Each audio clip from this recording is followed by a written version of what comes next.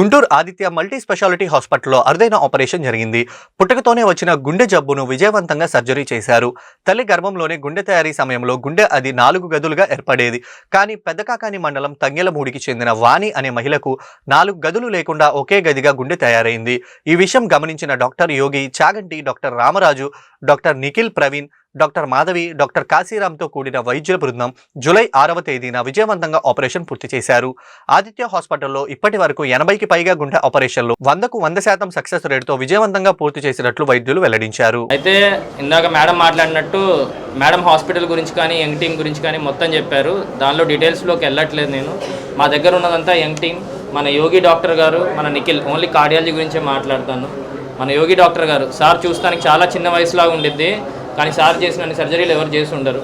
Last sir మనతో travel అవుతుంది 1 year 8 months, 1.5 year. 1.5 yearలో ఒక 80 కేసెస్ చేశారు. 80 కేసుల్లో ఏ కేసు కూడా డెత్ అవ్వలేదు హాస్పిటల్లో.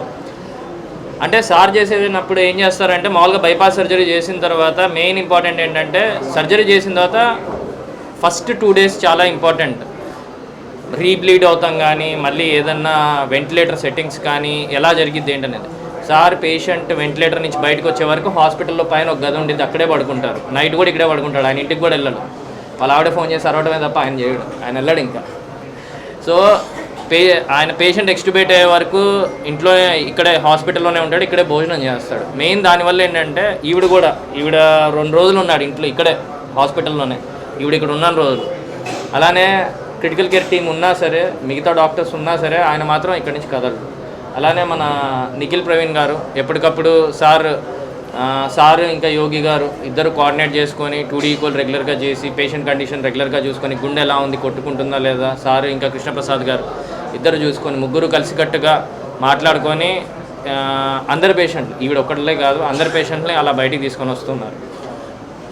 మేజర్గా గుండెకు సంబంధించి ఏవైతే స్టంట్లు కానీ బైపాస్ సర్జరీలు కానీ మాకున్న ఆదిత్య మల్టీ స్పెషాలిటీ హాస్పిటల్లో ఉన్న యంగ్ టీమ్ రిస్కులు చేసేసి కొద్దిగా సీరియస్ కేసులైనా సరే చేయటం ఒక రొటీన్ అయిపోయింది.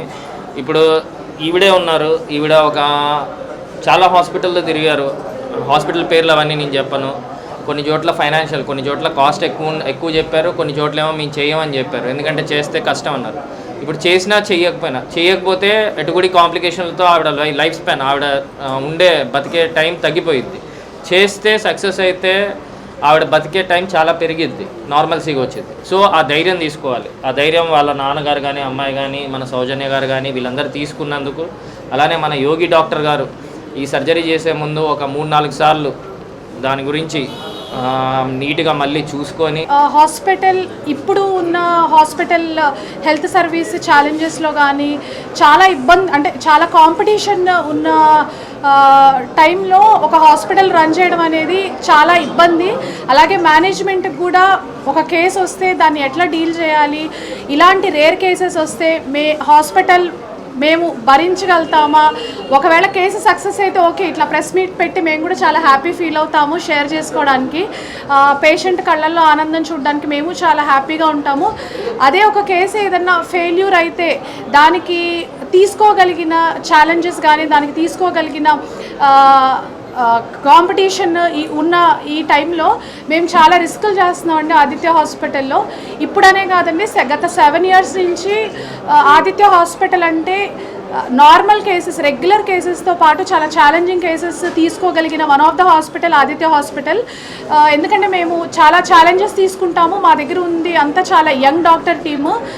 ప్రతి ఒక్కళ్ళు అడుగుతారు, మీ దగ్గర డాక్టర్స్ చాలా చిన్న వయసులో ఉన్నారండి, వయసు చాలా తక్కువ, ఎక్స్పీరియన్స్ ఉందా లేదా అని చెప్పి.